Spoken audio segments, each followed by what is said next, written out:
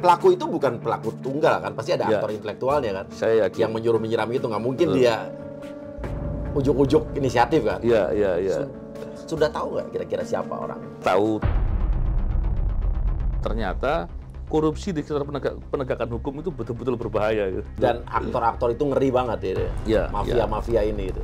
Tapi saya ngomong begini bukan berarti kita harus takut sama mereka. Iya. Karena orang yang berbuat jahat haruslah diposisikan sebagai orang jahat. Oh iyalah.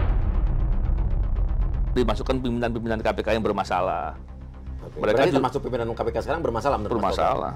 Saya bukan sekedar persepsi ya. Iya. Buktinya banyak. Satu kalimat untuk ketua KPK sekarang. Pelanggar etik nggak pantas jadi pimpinan KPK lagi. KPK sekarang sulit untuk dipercaya. KPK ini lemah atau takut dengan Verdi Sambo? Ini pertanyaan terlalu berat sebenarnya. Jokowi atau Anies Baswedan? 3, 2, 1, close the hordeng. Ketemu lagi bersama saya Surya Utama SIP, Sersan Surya Utama SIP, Sarjana Ilmu Politik Universitas Indonesia. Sersan, serius tapi santai. Wah, luar biasa. Di sebelah saya ada Pak Novel Baswedan. Ya, kita kalau ketemu Pak Novel enak nih, ngomongin KPK bisa, ngomongin polisi bisa. Karena adalah polisi yang waktu itu ditempatkan sebagai penyidik di KPK. Iya. Oke, tapi sekarang dari polisi udah pensiun dini. Di polisinya pensiun dini. Di KPK-nya? Di KPK-nya disingkirkan. Disingkirkan. Lengkap Berarti kita. disingkirkan apa nih? Dikriminalisasi, apa dikerjain, apa di... Disingkirkan dengan cara dikerjai. Lebih tepatnya begitu. Disingkirkan dengan cara dikerjain. Karena begini, Iya. dibuat seolah-olah ada tes. Kenapa saya katakan seolah-olah? Karena tesnya bermasalah. Oke. Tesnya adalah tes wawasan kebangsaan. Iya. Jadi kesan yang dibuat seolah-olah kita ini nggak punya nilai-nilai kebangsaan. Betul, gitu ya. Kacau betul. Dan yang luar biasa, dikatakan seolah-olah tidak lulus. Tapi ketika ditanya, mana nggak lulusnya apa? Nilainya berapa? Nggak pernah dikasih tahu. Sampai sekarang? Sampai sekarang. Bahkan kita minta ke KIP, nggak ada penjelasan. Kita laporkan ke Ombudsman dan Komnas HAM, ditemukan bahwa proses yang dilakukan itu ada manipulatifnya, ada melanggar hukumnya, dan lain-lain. Tapi tetap diteruskan, dia nggak peduli hukum Indonesia. Pertanyaannya, kenapa sampai Mas Novel dan teman-teman lain, bukan hanya Mas Novel aja kan, gitu kan? Iya. Disingkirkan atau dikerjain? Iya. Ada apa? Kenapa? Nah, Gitu. kalau saya yang jawab kan bisa jadi subjektif ya. Oke, menurut Tapi Pak Novel saya aja. akan Iya. memberitahu begini. Iya. Kawan-kawan yang disingkirkan ini adalah orang-orang yang menangani kasus-kasus besar. Oke. Yang kedua, orang-orang ini adalah orang-orang senior yang bisa disebut atau dikatakan bahwa mereka itu menjadi teladan, jadi mentor-mentornya lah di KPK. Dan masalahnya adalah setelah disingkirkan, kasus-kasus besar itu nggak diusut lagi. Sampai sekarang? Sampai sekarang. Oke. Jadi oke lah seandainya dianggap itu, wah kan bisa jadi orang nggak lulus tes gitu kan, disingkirkan. Tesnya bermasalah. Standar tesnya nggak bermasalah. Terus kalau nggak lulus kan mesti dikasih tahu dong. Dimanapun orang ikut tes, ikut pemeriksaan, apapun itu pasti diberitahu hasilnya. Ini Betul. hasilnya dibilang rahasia. Oke, konfidensial. Iya. Bagaimana kita pernah sekolah, kita pernah kuliah, Bang. Kalau kita sekolah terus kemudian dibilang ini nilaimu nggak lulus, Iya. kita kan diberitahu kamu nggak lulusnya di bagian Karena ini apa? loh. Karena apa? Oke. Belum lagi peraturan perundang-undangannya mengatakan bahwa ini tidak ada proses lulus atau tidak lulus. Ini peralihan pegawai KPK menjadi ASN. Ini setahun yang lalu ya Bang ya, setahun yang lalu. Jadi proses itu kemudian kita lihat bahwa itu ada masalah. Dan yang menarik adalah ketika orang-orang yang kemudian menangani kasus-kasus serius, kasus-kasus besar, kasusnya nggak ditindaklanjuti lagi. Dan orang-orang itu semua disingkirkan? Disingkirkan. Oke, nah pertanyaannya, ini maaf nih, bukan mau mengungkit luka masa lalu ya.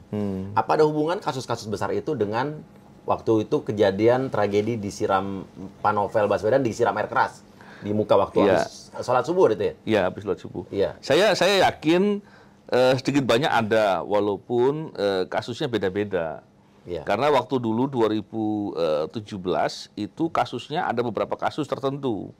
Tapi saya yakin koruptor ini kan sebetulnya mereka juga bersekongkol lah gitu, Oke. berkolaborasi. Jadi dalam rangka kemudian mereka melakukan upaya, itu mereka bisa melakukan dengan sedemikian rupa. Dan yang menarik begini, upaya pelemahan KPK waktu itu ya, kalau KPK sekarang sih nggak usah kita ngomongin lagi Bang. Ya, ketuanya polisi. Masalahnya udah terlalu banyak Iya, gitu iya. kan. Tapi ketika KPK waktu itu sudah masuk untuk melakukan pemberantasan korupsi di sektor sumber daya alam, kemudian serangan itu begitu luar biasa. Dan hebatnya mereka bisa melakukan dengan sistematis, terencana dan sabar.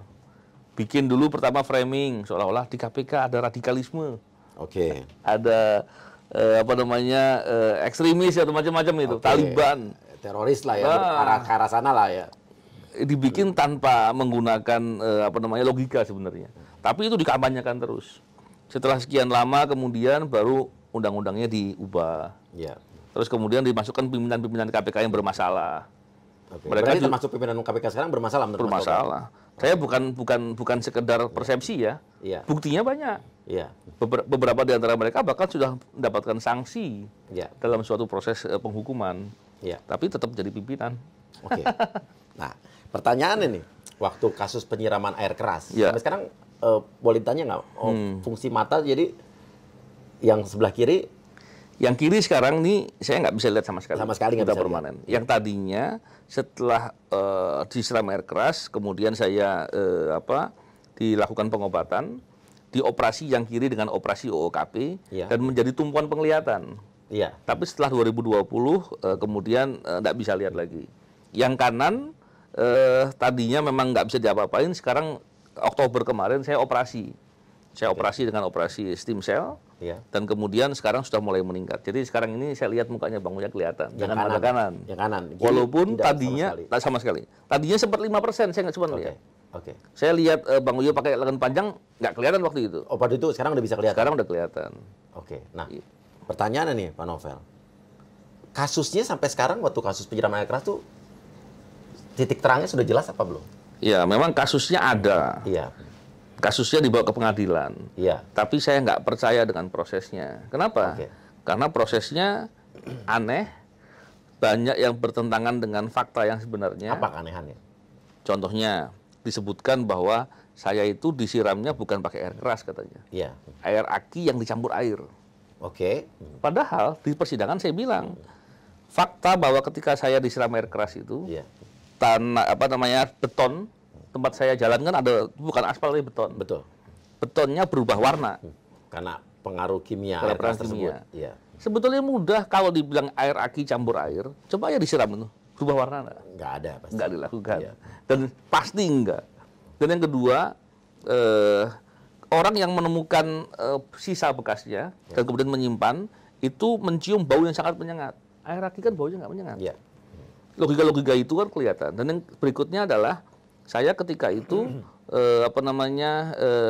dilakukan upaya pengobatan atas luka bakar. Kebetulan waktu itu yang bantu dokter Terawan, Iya. dokter kepresidenan, dan kemudian berhubungan dengan dokter di Singapura. Iya.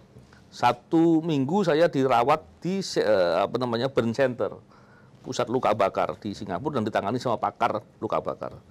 Kalau disiram sama air aki campur air, nggak akan menimbulkan luka bakar. Yes. Dan banyak lagi saksi-saksi lain. Bahkan beberapa saksi penting yang tahu betul soal penyerangan saya waktu itu justru merasa terintimidasi, bahkan ketakutan. Jadi kalau melihat suatu fakta itu lucu, masa sih proses pengungkapan perkara justru membuat saksi ketakutan gitu. Iya. Harusnya saksi dilindungi kan. Dilindungi. Jadi hal-hal begitu yang Ada melihat PSK memang juga ya kan. ya. Jadi banyaklah kejanggalan-kejanggalan dan lain-lain. Cuman tadi itu masalah hukum ini ketika kemudian dilakukan upaya dengan cara-cara yang nggak benar, ini bukan sekedar merugikan korban, Iya. tapi menghinakan peradaban, menghinakan kemanusiaan, dan itu menghina kita semua. Yang paling penting adalah itu sebagai wujud gambaran bahwa ternyata korupsi di sekitar penegakan hukum itu betul-betul berbahaya. Gitu. Dan ada dan Dan nyata. ada di negara nyata. ini. Poin pentingnya di situ. Dan aktor-aktor itu ngeri banget ya. Iya, Mafia-mafia ini itu. Tapi saya ngomong begini bukan berarti kita harus takut sama mereka. Iya. Karena orang yang berbuat jahat haruslah diposisikan sebagai orang jahat. Oh iyalah. Jangan kita kemudian takut karena kesannya mereka jagoan hebat gitu kan. Jadi kita takut. Nah, kita tetap membicarakan ini dalam konteks kita berharap ke depan tidak lagi ada korban serupa. Dan kita berharap bahwa ke depan menjadi lebih baik. Soalnya kalau saat kita di suatu negara menyuarakan sebuah kebenaran, tapi kita diperlakukan seperti orang jahat, berarti negara itu banyak penjahatnya. Ya, cocok gitu. Ya gitu ya.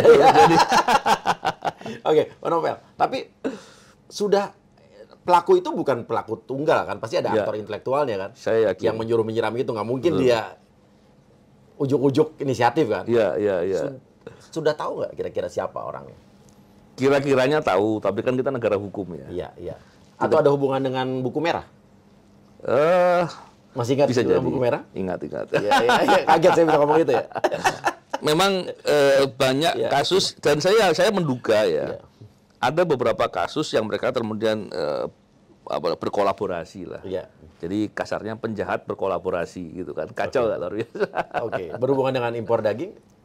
Saya yakin ada beberapa kasus, tapi apakah 1, 2 saya nggak tahu. Karena pada saat itu lagi mengerjakan kasus itu ya? Saya nangani kasus itu lebih dari 5, paralel. Apa aja pada saat itu?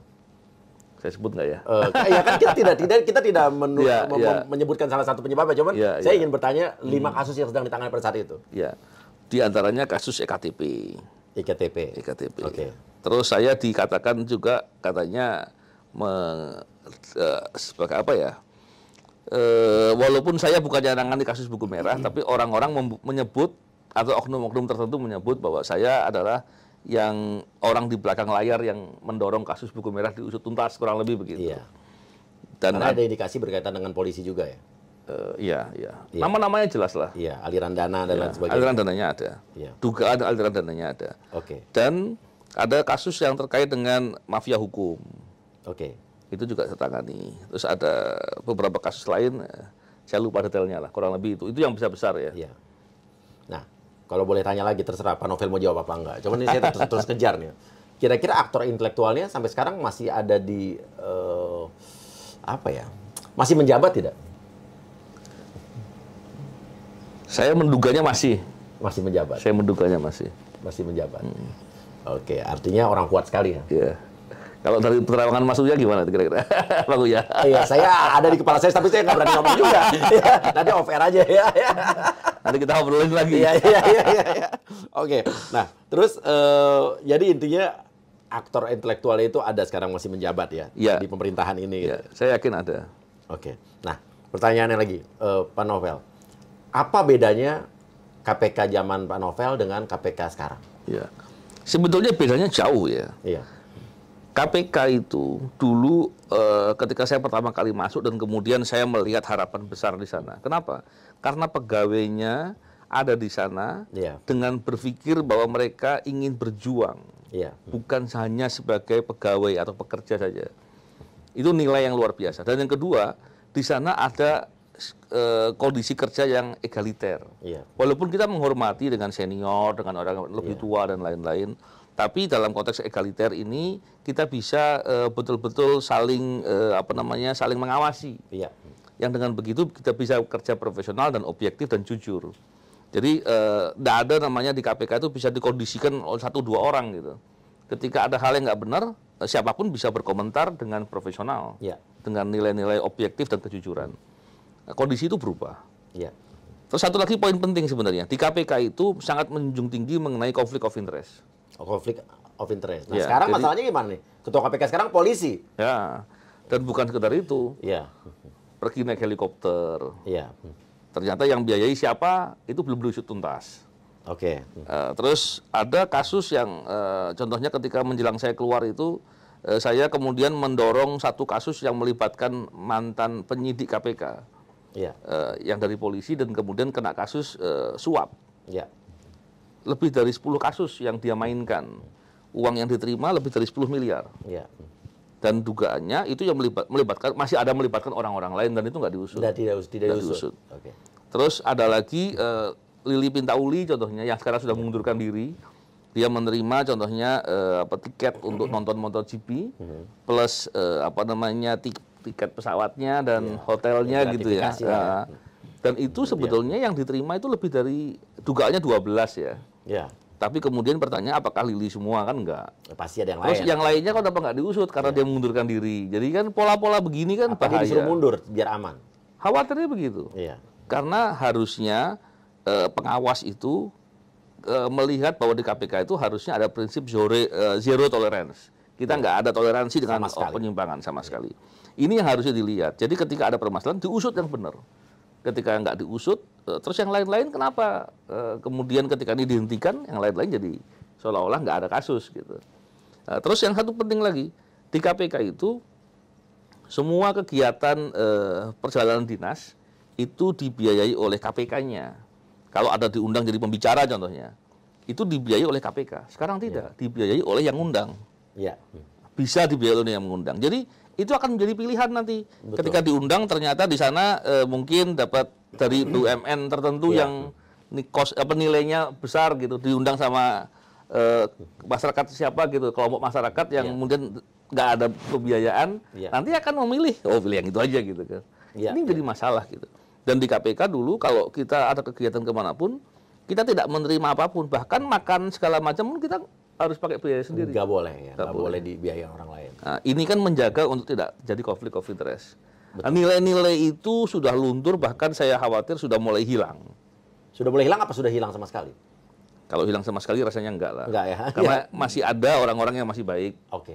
Problemnya adalah dia dalam kondisi di mana dia tidak didukung untuk bisa melakukan hal-hal baiknya yang dia selama ini tanamkan dalam dirinya. Padahal namanya berantas korupsi harus mulai dari dirinya dulu. Dirinya harus jujur, dirinya harus berintegritas, harus bisa jadi contoh, jadi teladan. Kalau pimpinan KPK contohnya sering melanggar etik, justru malah diduga beberapa kali ada konflik of interest yang bisa jadi itu ada masalah gratifikasinya. Bagaimana memberantas korupsi? Nah itulah yang menjadi masalah. Karena setahu saya kan KPK itu dulu dibuat mengadopsi Hong Kong ya. Iya, diantaranya. Untuk memberantas korupsi di kepolisian, kejaksaan, kehakiman pada saat itu ya. Betul. Nah, bagaimana tanggapan Pak Novel kalau KPK yang tadinya dibentuk untuk mengatasi masalah-masalah korupsi di institusi-institusi tersebut, tapi sekarang ketuanya malah polisi. Nah, konflik of interest sekarang gimana? Iya, jadi gini. Kalau melihat undang-undang, KPK itu kan fokusnya hanya berantas korupsi yang pelakunya adalah penyelenggara negara dan penegak hukum. Di situ sebetulnya tergambar dengan jelas bahwa fokus KPK itu memperbaiki di level-level penyelenggara negara atau level-level atas dan di penegak hukum. Tapi itu nggak terlalu banyak dilakukan, apalagi sekarang malah hampir sama sekali nggak dilakukan ya fokus itu. Apalagi tadi kalau pimpinan KPK-nya ternyata adalah bukan sekedar masalah dia polisi atau bukan polisi ya. Kalau polisi tapi berintegritas, oke lah gitu kan. Masalahnya sebelumnya dia banyak kasus. Apa aja? Contoh, ketika menjadi deputi penindakan, kita lihat di beberapa media investigasi disebut pimpinan KPK ini bertemu dengan orang yang sedang dilakukan penyelidikan dan bermain tenis. Dan itu waktu itu kemudian menjadi masalah. Dan yang kedua, ketika menjadi deputi penindakan, sebelum jadi pimpinan ini, yang bersangkutan bertemu dengan beberapa orang yang diduga ada kaitan dengan perkara yang sedang ditangani. Terus yang ketiga, ini contohnya banyak jadi nggak apa-apa ya. Nggak apa-apa. Yang ketiga, ada beberapa kasus yang tidak ditindaklanjuti sehingga ratusan pegawai KPK membuat seperti apa ya? Petisi, seperti petisi, dan kemudian melaporkan yang bersangkutan, dan yang kemudian ketika proses sedang diperiksa, yang bersangkutan mengundurkan diri. Jadi itu kasus yang ketiga. Ketika menjadi pimpinan KPK, yang bersangkutan naik helikopter. Naik helikopter, itu sudah gaya hidup mewah. Padahal pimpinan KPK nggak boleh begitu. Pertanyaannya siapa yang bayari? Memang bayarnya disebutkan ada kwitansi gitu ya. Kita sudah punya banyak informasi lah bahwa dugaannya bahwa memang ada orang-orang tertentu yang kaitan perkara yang bantu untuk itu. Tapi memang itu harus dibuktikan ya. Prosesnya pun sekarang masih belum di follow up, belum tidak lanjut lebih jauh soal bagaimana kasus itu lebih lanjut. Dan sebagai pimpinan KPK, masa sih pimpinan KPK kemudian bikin baliho di mana-mana? Emang baliho murah? Siapa yang bayari? Bikin SMS blast. Emang siapa yang bayari? Terus bertemu dengan pihak berperkara. Papua kemarin di Papua. Apapun alasannya, karena di undang-undang jelas di pasal 36 dan pemidananya di pasal 65 disebutkan langsung atau tidak langsung dan dengan alasan apapun. Pimpinan KPK dilarang bertemu dengan tersangka atau pihak berperkara. Kemarin malah nyamperin ke rumahnya ya di Papua ya. Satu lagi yang bertemu di Jawa Timur, bertemu dengan tersangka kasus korupsi. Jadi mungkin personal approach kali Pak, lebih ada sistem baru kali ya. Bukan sekedar itu, ke Papuanya pakai biaya dinas kan? Untuk sekedar salaman. Terus uang negara dibuat pemborosan Jadi problemnya udah terlalu banyak gitu. Nah, contoh-contoh yang seperti itulah. Belum lagi kalau saya bicara hal-hal yang memang buktinya harus dikonfirmasi. Dan itu lebih mengagetkan lagi. Nanti kita bicara off air kalau itu. Nah, jadi satu kata buat ketua KPK sekarang. Gimana? Satu kata buat ketua KPK sekarang. Pelanggar etik nggak pantas jadi pimpinan KPK lah gitu. Pelanggar etik tidak pantas jadi pimpinan KPK sekarang. Kalau satu kalimat untuk KPK sekarang, bukan ketuanya KPK. Iya. KPK sekarang sulit untuk dipercaya ketika pola-pola berantas korupsi seperti ini. Nah ini menarik nih. Apalagi kemarin baru ada pernyataan dari Pak Luhut. Oh iya. Pak Menteri yang bilang katanya nggak usah lah KPK, kalau nggak salah ya, koreksi saya kalau salah. Kita lihat videonya aja nih. Nggak usah bicara tinggi-tinggi lah. Kita OTT itu kan tidak bagus sebenarnya. Buat negeri ini jelek banget gitu. Tapi kalau kita digitalize, siapa yang melawan kita? Jadi KPK pun jangan pula sedikit-sedikit tangkap itu jauh juga ya.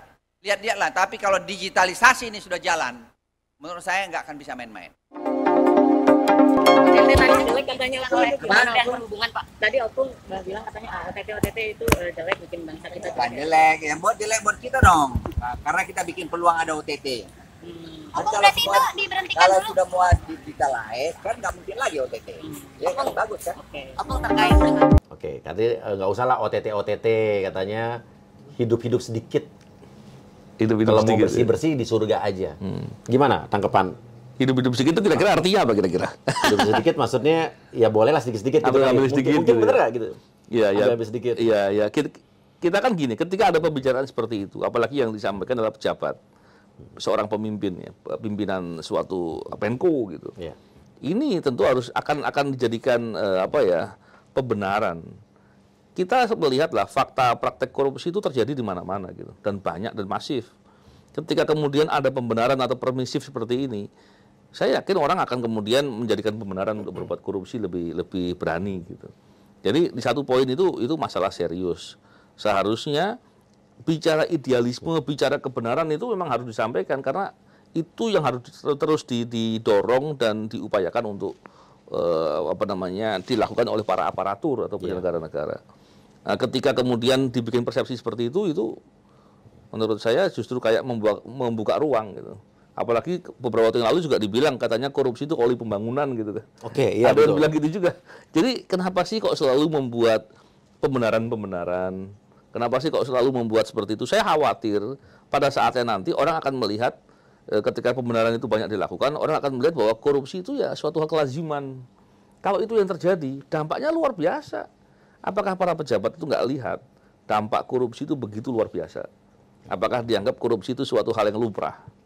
Nah, ini yang kemudian mesti dipahami gitu. Bahwa ketika praktek korupsi itu kemudian dilihat sebagai hal yang menakutkan, mengkhawatirkan atau dampaknya besar, maka upaya memberantasnya akan sungguh-sungguh. Sebaliknya kalau kemudian praktek korupsi itu dianggap lumrah, maka mereka nggak akan sungguh-sungguh berantas korupsi. Dan itulah yang kita alami sekarang gitu. Iya. Nah itu tapi malah dibilang janganlah kebanyakan OTT gitu ya. Padahal kalau tidak ada korupsi ya tidak ada OTT. Gitu. Betul. Mungkin kasus-kasus korupsi di negara ini jauh lebih banyak dibanding OTT-nya kali ya. Iya pastinya. Karena kan untuk bisa melakukan OTT itu kan nggak mudah. Iya. Perlu pengamatan dengan sungguh-sungguh dan lain-lain. Dan yang paling penting itu OTT itu dilakukan pada saat orang itu berbuat menerima atau memberi suap. Iya. Sehingga bukti-buktinya masih fresh itu. Ada nyata, nggak ya. bisa ngelak. Iya. Walaupun orang masih ada yang ngelak-ngelak kan, tapi dengan bukti itu susah dia ngelak. Sehingga OTT itu begitu menakutkan. Sebetulnya hal penting begini, orang menerima suap, pejabat menerima suap, itu pasti kaitan dengan sesuatu hal yang dalam kendalinya dia, kewenangannya dia dan lain-lain. Dan itu pasti ketika terjadi dan kemudian nggak tertangkap, dampaknya ada kerugian keuangan negara itu pasti. Tapi kalau di OTT, kan kerugian keuangan negaranya nggak sampai terjadi. Iya. Harusnya bagus kan. Nah ketika persepsi ini kemudian dibuat, saya kok khawatir seperti ada tanda kutip seperti disuruh atau diperintah. Udah deh jangan ditangkapin. Kalau itu yang terjadi kan bahaya. Nah ini yang menjadi perhatian. Walaupun ya, kalau yang dianggapnya begini, kalau terus diekspos, ya, nanti orang akan melihat bahwa seolah-olah Indonesia itu parah sekali korupsinya. Apakah dunia internasional atau investor-investor itu orang yang nggak melek IT? Toh juga untuk mendapatkan informasi dari kondisi Indonesia itu praktek korupsi seperti apa, mudah kok. Ya. Mereka bisa banyak cara untuk melihat. Bahkan banyak NGO yang melakukan penelitian dan melakukan survei-survei. Bahkan Indonesia ada indeks persepsi korupsi yang level kita itu rendah gitu. Sebetulnya. Kita di bawah 40 Iya, iya. dari nilai 100. Iya. Jadi ketika melihat itu semua, nggak usah pakai image pun kita mestinya sudah ada gambaran. Iya. Dan yang paling penting adalah ketika korupsi ini kemudian masih terjadi di mana-mana dan orang mempersepsikan Indonesia itu negara yang korupsinya berat atau banyak atau terjadi di mana-mana, maka investor yang baik yang mengikuti kaidah good governance, dia nggak mau masuk ke Indonesia. Kenapa masuk? Biaya tinggi. Nanti dia akan diperas, nggak ada kepastian. Banyak keluar biaya-biaya yang nggak penting. Biaya lain. Jadi nggak ada kepastian dan dia nggak akan tertarik untuk masuk ke Indonesia. Walaupun memang Indonesia sumber daya alamnya banyak untuk bisa sangat banyak. Sangat banyak ya. Tapi ketika kemudian mereka ini nggak masuk, kita yang rugi. Kenapa? Yang masuk nanti investor hitam. Investor yang tidak mengikuti kaidah good governance. Kalau itu yang terjadi, mereka nggak peduli sama lingkungan. Mereka daripada daripada ngurus AMDAL segala macam, mereka nyuap aja. Yang terjadi kerusakan lingkungan, hak asasi manusia.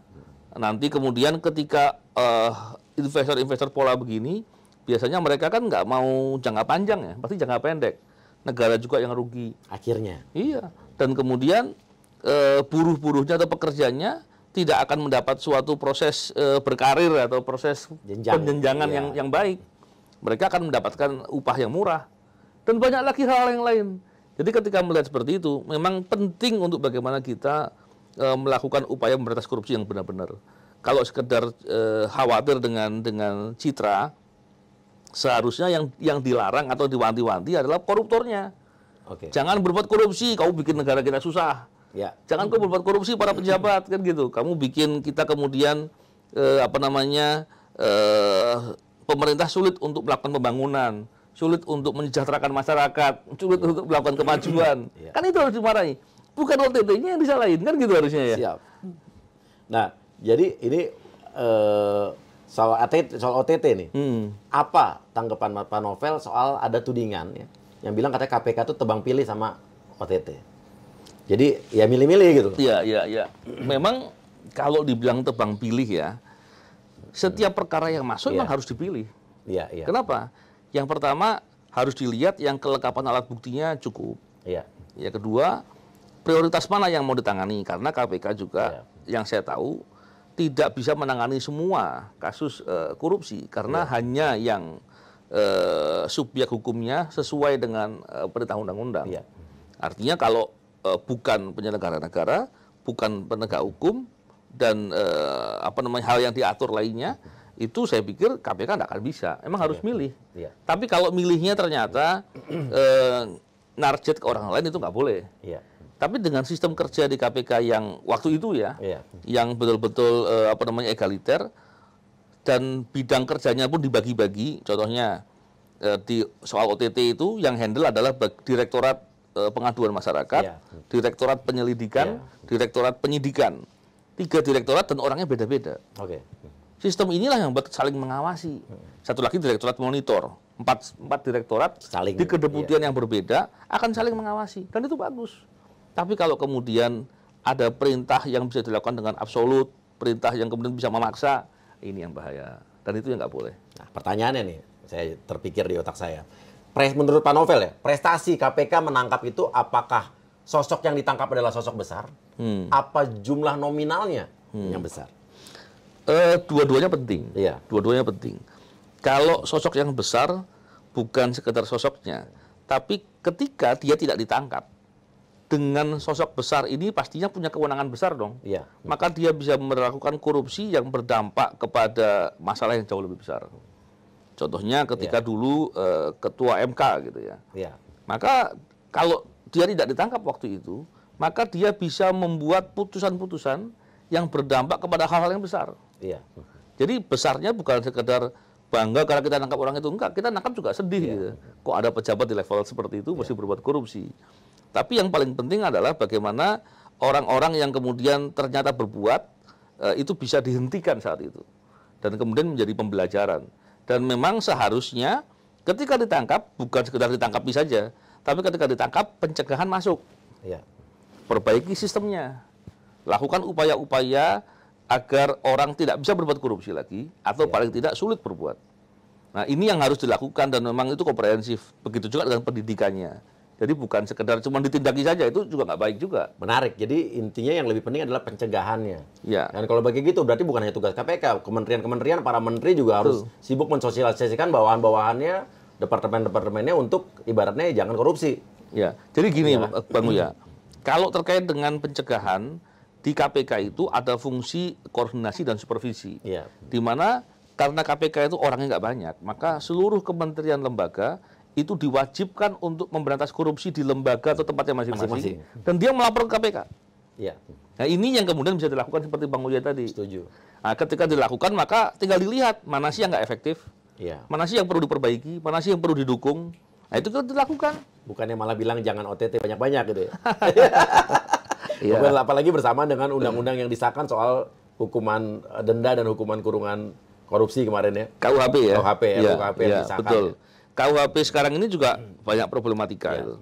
Karena ketika mengkodifikasi pasal-pasal korupsi dalam KUHP, pertama, apakah terus mau dikatakan bahwa tindak pidana korupsi adalah delik umum, delik pidana umum? Iya. Kalau delik pidana umum berarti KPK nggak berwenang dong. Iya, harusnya. Itu isu pertama. Karena KPK kan undang-undang tindak pidana korupsi, Iya. bukan dalam KUHP. Iya. Yang kedua, kenapa kok ada diskon, Iya. ancaman hukuman? Betul. Apakah selama ini hukumannya terlalu berat? Iya, Kan jadi iya, problem iya, lagi. Bukan sekedar itu. PP nomor 99 tahun 2012 tentang pembatasan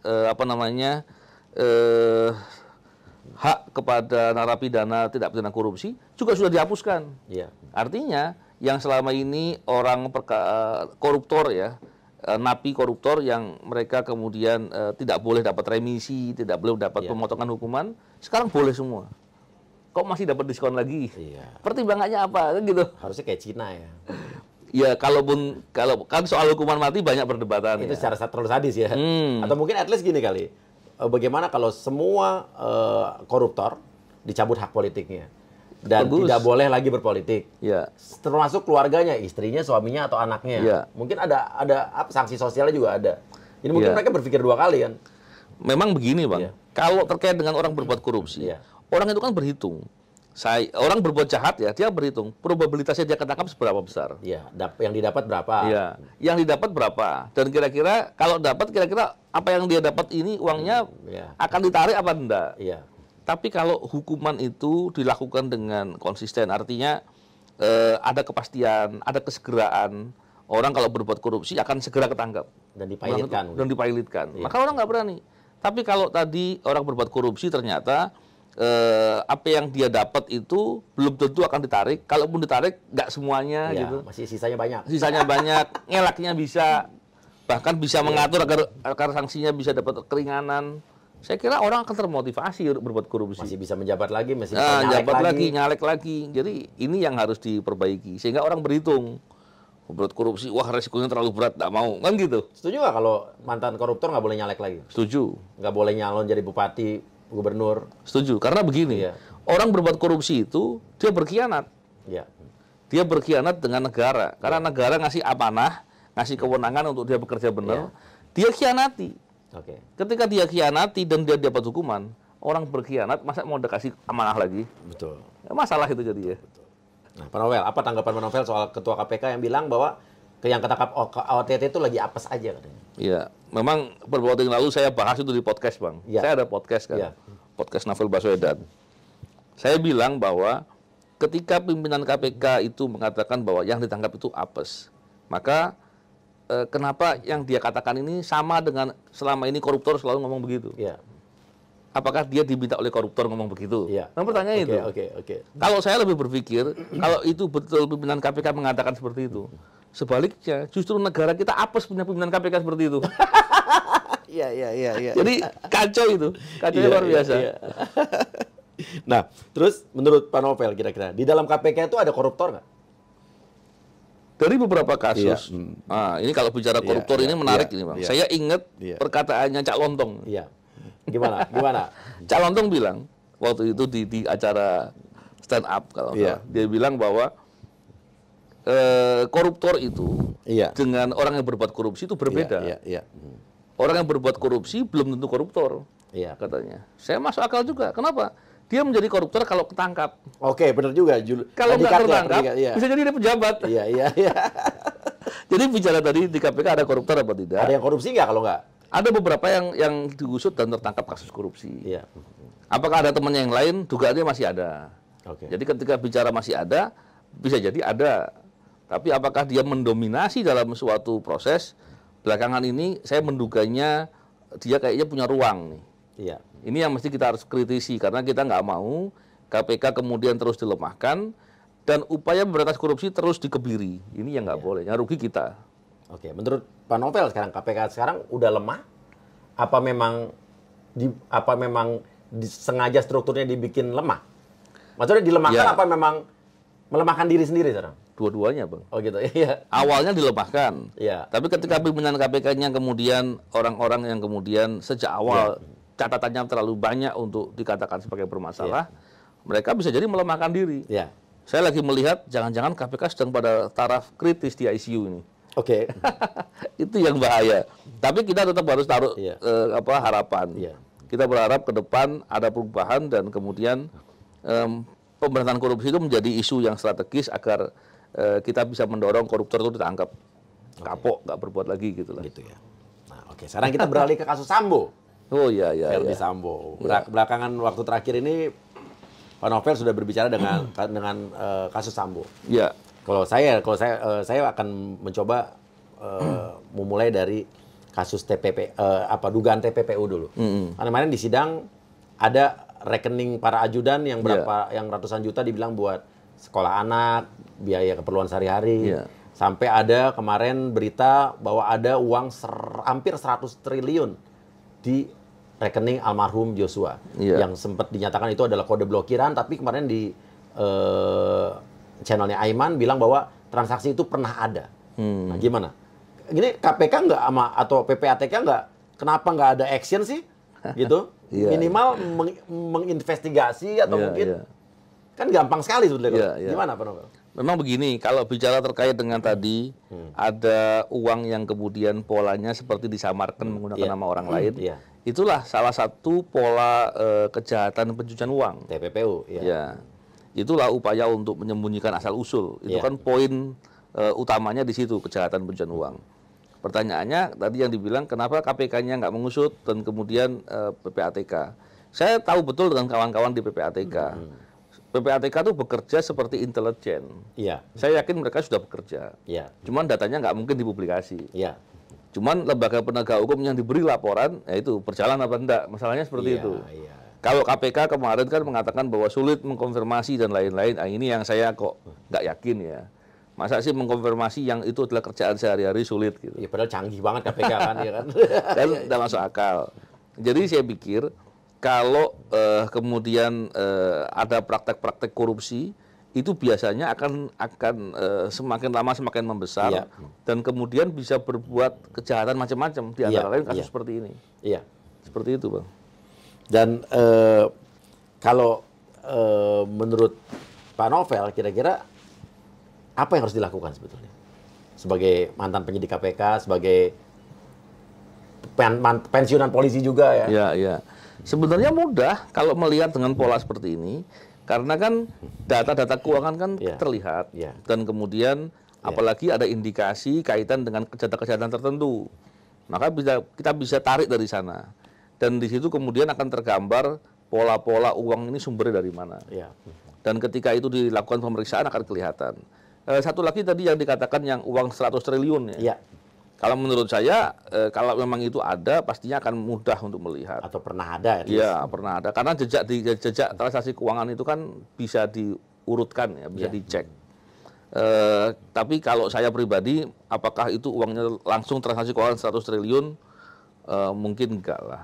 Karena kalau transaksi 100 triliun itu bergerak, itu dampaknya kepada ekonomi negara itu. Iya. 100 triliun ya. Sangat dampaknya besar. besar sekali. Jadi Bisa lumayan bantu bayar utang nih. ya, tapi kalau itu uang bergerak apalagi keluar gitu, pasti dampaknya berat. Keluar di antar bank aja, bank bisa kolab gitu. Iya, langsung 100 bangkrut triliun, ya. Jadi saya kok tidak terlalu yakin ada uang langsung segitu ya. Iya. Walaupun saya tidak mengatakan bahwa itu tidak ada indikasi-indikasi itu. Tentunya mesti harus diperiksa biar tuntas. Nah, tapi pertanyaannya kenapa kok kayak kesulitan sekali cek harta Verdi Sambo ini? Ini ada yang menarik pernah saya baca atau saya lihat KPK ini lemah atau takut dengan Verdi Sambo. Iya. Mana yang betul kira-kira itu, Bang? Nah, coba pertanyaan saya nih dijawab. saya tentunya nggak bisa mengira KPK sekarang ya. Iya. Tapi melihat KPK sekarang ya saya kok ini ya nggak terlalu yakin ya. Tapi seharusnya hal seperti ini kan penting ya, apalagi terkait dengan kasus yang menjadi perhatian masyarakat. Jadi KPK-nya juga harus kerja dengan benar-benar. Iya. Karena kalau periksa begitu kan mestinya nggak sulit lah. Gampang banget. Gampang. Oke, tinggal kerjasama dengan ya kanan kiri udah Banyak cara. Banyak Dan cara. pegawainya tentunya orang-orang yang punya pengalaman. Oke. Nah, kalau di luar kasus korupsi, Ya. apa pendapat Pak Novel soal kasus Verdi Sambo ini? Kesimpulan, Soal apanya nih, asumsi, Pak? atau apapun. Memang kalau saya melihat kasus Verdi Sambo ini banyak kayak sandiwaranya lah. Dan Ya. saya sendiri mengapresiasi seperti Richard Eliezer ya, yang jujur, bicara apa adanya itu baik.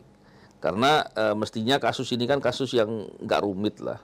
Tapi ketika banyak kebohongan-kebohongan, banyak upaya menutupi, itu merusak ini ya persepsi hukum kita, dan saya pikir orang-orang yang berbohong harus dapat hukuman yang berat lah. Oke. Harusnya ya. Harus. Nah. Kalau orang berbohong kemudian bisa kemudian survive dengan kebohongannya, itu masalah. Ya, negara kita hancur berantakan. Hancur. Ini saya mau nanya sebagai polisi nih. Polisi. Kan ada bukan yang polisi lagi, Pak. Oh iya, sebagai mantan polisi. Oh iya. Ada yang bilang katanya kalau polisi kategorikan polisi a good cop atau polisi baik itu adalah saat dari 10 kasus at least 7 dikerjakan dengan benar. Iya. 3 nggak benar masih dibilang polisi baik. Kalau polisi yang sekarang begitu nggak kira-kira? Itu standarnya dari mana itu? Tapi gini lah, kalau penanganan kasus dalam tugas sehari-hari harusnya semuanya diberesin.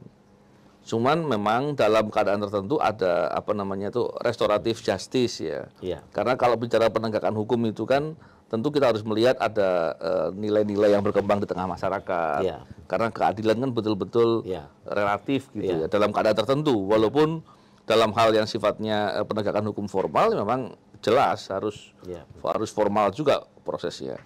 Jadi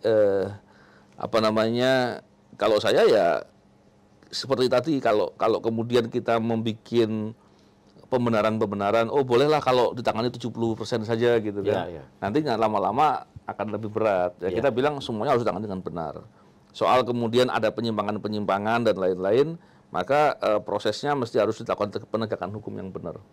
Karena kalau kita mulai atau permisif atau kemudian memaklumi hal-hal seperti itu, maka disparitasnya akan terus menjauh. Jadi kita harus mengatakan bahwa proses itu ya harus benar. Karena apa? Penegakan hukum itu faktor terpenting terhadap kepentingan kemaslahatan, peradaban, dan kemanusiaan. Harusnya ya. Iya, karena itu menciptakan keadilan. Kalau enggak, hancur semuanya, Bang. Nggak bisa diharapkan. Nah, kira-kira nih kasus-kasus besar ke depan bakal ada yang diungkap nggak? Karena kemarin sudah banyak kan kasus-kasus yang beredar beritanya tapi tidak ada tindak lanjutnya. Iya. Kasus besar itu atau semua kasus itu ada daluarsanya. Iya. Kalau yang ancaman hukumannya sampai hukuman mati seumur hidup itu setelah 18 tahun. Kita berharap tentunya semua kasus besar diungkap. Iya. Tapi kalau nggak diungkap, mungkin orang-orang baik yang mengikuti proses itu datanya simpan dulu. Suatu saat ketika para penegak hukum atau pimpinan-pimpinan penegak hukum itu punya kemauan, punya kesungguhan, itu masih ada waktu untuk diungkap. Jadi jangan terus kemudian seandainya ada kasus besar 1-2 tahun ini kemudian ditutup-tutupi gitu. Orang-orang baik di masing-masing penegak hukum kan juga masih banyak, Bang. Nah, kita berharap mereka-mereka ini yang baik-baik, yang peduli dengan kepentingan bangsa ini, mau kemudian punya cara yang baik. Caranya apa? Iya. Bukti-buktinya disimpan. Iya. Kemudian hari para pimpinan penegak hukumnya sudah orang-orang yang betul-betul punya kemauan, diungkap. Masih ada waktu. Kalau mengenai berita-berita kemarin kayak bis mangkrak di Pemda DKI ya, terus Formula E, kan itu kan pasti harusnya banyak orang-orang yang lain yang terkait. Itu menurut Pak Novel gimana? Kalau bis mangkrak, kasus yang mana? Itu kasus yang ini ya? Yang baru banget nih, baru beritanya ada bis mangkrak ya. Saya nggak terlalu monitor bis mangkrak ya. Tapi kalau Formula E saya perhatikan. Ya gimana nih? Kalau Formula E memang saya melihatnya begini, itu bukan kasus hukum, itu kasus politik. Iya, gimana? Saya kok menduganya itu adalah cara untuk mengkriminalisasi. Walaupun saya dengan Bang Anies masih ada kerabat ya, masih ada saudara. Ya. Tapi saya melihat dengan perspektif objektif lah. Iya, gimana, Pak Novel? Saya kok melihatnya begini, upaya yang dipakai untuk menyalahkan itu apa? Iya. Nah, ketika kemudian cara yang dipakai adalah seolah-olah ada proses yang tidak benar dan lain-lain, proses itu yang seperti apa? Karena saya sudah pernah meneliti itu dan saya meyakini bahwa itu nggak ada masalah dari perspektif korupsi. Ini bukan karena saudaranya Anies Baswedan? Bukan sekedar itu. Tapi saya harus bicara dengan fair ya, dengan apa adanya. Karena ditanya saya jawab. Iya. Terus saya juga mengatakan hal yang serupa. Contohnya ketika terkait dengan Pak Ganjar gitu. Iya. Terkait dengan si siapa? Iya, ada lagi ya kasus apa? Kardus durian itu. Iya. Pak Muhaimin ya. Iya. Itu kan upaya-upaya yang dilakukan kasus-kasus inilah buat nakut-nakuti. Iya. Walaupun kalau emang terkait diusut benar gitu ya. Iya. Memang ada dugaan keterlibatan dan kita punya beberapa indikasi awal atau bukti-bukti awal. Tapi ketika standarnya belum cukup untuk bisa membidana orang, jangan terus pakai nakut-nakuti. Iya. Oke lah, saya mau bicara dari perspektif yang lain sedikit nih Bang. Kasus itu ada penyelidikan, ada penyidikan. Oke, betul. Kalau memang itu kasus masih penyelidikan, kan yang disebut Formula E juga penyelidikan. Iya. Kasusnya yang disebut kardus durian belum ada penyidikan, mestinya penyelidikan. Yang Pak Ganjar juga belum ada penyelidikan mestinya. Sejak kapan penyelidikan itu diumumkan? Iya. Kalau memang itu proses penegakan hukum yang benar, ya belum. Pastinya nggak perlu diumbar dong. Kalau diumbar pasti kepentingannya tertentu. Saya bisa saja kemudian membahas satu persatu masalah atau fakta-fakta terkait dengan Formula E contohnya. Tapi ketika saya mengatakan akan dinilai sebagai hal yang subjektif. Tapi kan saya pikir dengan mengatakan bahwa selama ini memang penyelidikan pernah diumbar. Enggak. Ya, kenapa kok ini kemudian dipakai untuk cara-cara seperti itu? Kira-kira siapa titipan siapa? Ya, saya kalau terlalu detail gitu sulit nanti. Sebutin aja, saya bip, saya sensor, jadi saya pengen denger di sini. Tapi saya janji saya sensor. Oke, nah pertanyaan saya nih, ini kita ke presiden ya. 2024, kira-kira siapa yang paling cocok jadi presiden? Saya nggak bisa komentar dulu lah. Nanti setelah Anies Baswedan kan saudara. Iya. Tapi kan saya ketika komentarin itu sekarang kan waktunya belum cukup, belum cocok. Pertanyaan saya, tepat nggak Anies Baswedan jadi presiden RI? Nah, saya persempit pertanyaan. Ini pertanyaan terlalu berat sebenarnya. Oh iya, apa? Uya emang boleh alay, tapi oke. Kadang-kadang berat, Pak. Saya begini ya. Tentunya siapapun yang akan terpilih sebagai presiden nantinya, saya tentunya berharap orang tersebut adalah orang yang betul-betul mau menjadikan kebijakan strategisnya adalah perbaiki penegakan hukum di Indonesia. Lakukan pemberantasan korupsi yang sungguh-sungguh dan konsisten. Saya cuma itu. Tapi kalau apakah saya dukung Pak Anies? Ya pasti saya dukunglah saudara saya. Dan saya pasti yakin dengan dia. Orang saya selama ini juga mengerti bagaimana track record beliau dan lain-lain. Tapi ketika saya kemudian menyatakan seperti dukungan tertentu, saya kira nggak pas lah. Kalau sekarang kan masih belum jelas semuanya, kan masih berproses semuanya. Kalau disuruh milih, kita nggak usah bicara presiden, nggak usah bicara jabatannya. Jokowi atau Anies Baswedan? Saya nggak milih lah. Kalau sekarang bukan milih. Kalau sekarang ini presiden kita Pak Jokowi. Bukan presiden. Jokowi atau Anies Baswedan? Saya kalau milih begitu, kalau saya memilih begitu nggak baik lah. Nggak baik. Diplomatis ya. Nah, kalau sampai Pak Anies Baswedan jadi presiden di 2024, Pak Novel milih jadi KPK apa Jaksa Agung? Saya insya Allah nggak mau jadi pejabat kalau Pak Anies jadi presiden. Kenapa? Karena saya merasa konflik of interest. Dan yang kedua, saya ingin kemudian memberikan kontribusi yang sungguh-sungguh agar kebijakannya mau untuk memperbaiki dengan optimal Iya. masalah penegakan hukum dan pemberantasan korupsi. Semoga itu dampaknya juga besar buat negara. Tapi kalau jadi pejabat saya nggak mau. Kalau Pak Anies Baswedan presidennya. Ya. Tapi kalau presidennya bukan Pak Anies Baswedan, disuruh Pak Novel nih jadi pejabat dong untuk membangun negara ini, apa yang paling cocok? Saya akan bilang yang lain aja lebih bagus. Jadi udah nggak Suruh mau yang nih sama lain sekali. lagi. Kalau ditawarin jadi ketua KPK nggak mau nih? Saya belum memikirkan. Oke. Cuman saya memang berpandangan bahwa KPK mesti kuat. Oke. Apakah nanti suatu saat saya akan apply untuk posisi itu? Iya. Saya belum memastikan. Oke. Tapi yang jelas saya berharap KPK ke depan harus kuat. Oke. Kalau saya presiden, karena apa? Karena apa? Karena gini, dampak dari korupsi begitu berat, Yes. begitu luar biasa. Dan kita selama ini sudah muak dan jengah dengan semua itu. Iya. Dan korupsi sekarang makin banyak berarti. Makin banyak. Oke. Nah, kalau saya jadi presiden, Iya. saya minta Pak Novel tolong dong, saya minta tolong nih. Ya. Bantu saya gitu. Oke, saya akan berikan rekomendasi, Bang, itu si A, si B, si C itu bagus-bagus loh. Siapa, Bang? Siapa? Banyak. Iya. Kita punya banyak contoh. Iya, iya. Contohnya kalau ahli hukum kita bisa lihat Mas Uceng gitu ya. Iya. Dia bagus. Dan banyak lagi Mas Ferry Amsari. Iya. Dan banyak lagi yang orang-orang yang betul-betul punya konsep. Iya. Dari sisi akademisi juga bagus. Iya. Dan kita berharap dan bukan cuma dua itu, masih banyak lagi yang lain. Iya. Cuman kita berharap orang-orang yang betul-betul punya pemahaman, punya konsep yang bagus, kita berharap semoga mereka orang-orang yang berintegritas dan konsisten dengan integritasnya. Oke. Pertanyaan terakhir nih.